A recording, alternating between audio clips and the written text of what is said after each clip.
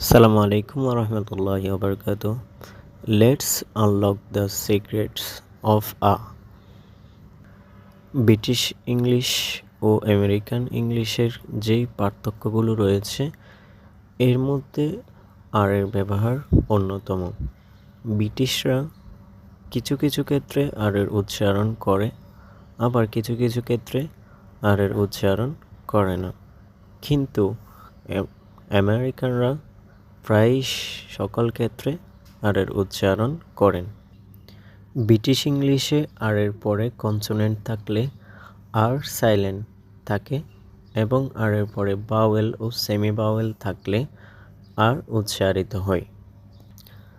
এখন আমরা শিখব আর কোথায় রয়ের মতো উচ্চারিত হবে এবং কোথায় আর মতো উচ্চারিত হবে।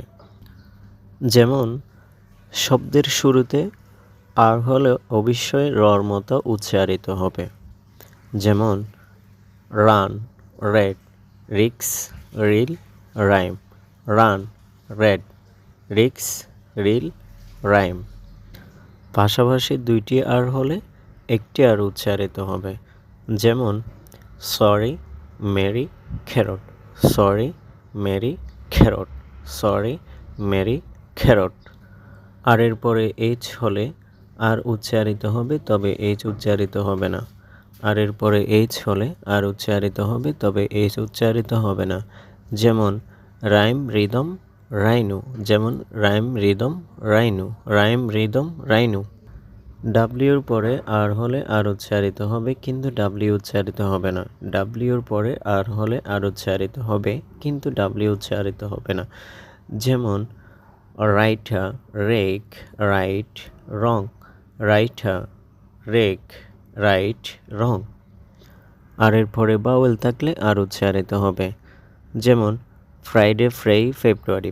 Friday, fry, February. আর এর পরে সেমি বাওয়েল থাকলে আর উচ্চারিত হবে। যেমন cry, dry, try. Cry, dry, try. R এর পরে পিওর কনসোনেন্ট থাকলে আর উচ্চারিত হবে না। যেমন স্যাটারডে, পাট, শার্ট, খাট।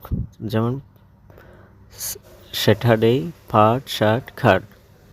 শব্দের শেষে আর এই থাকলেও আর উচ্চারিত হবে না। যেমন মো, খেয়া, ফেয়া, রেয়া। যেমন মো, খেয়া, রেয়া, ফেয়া।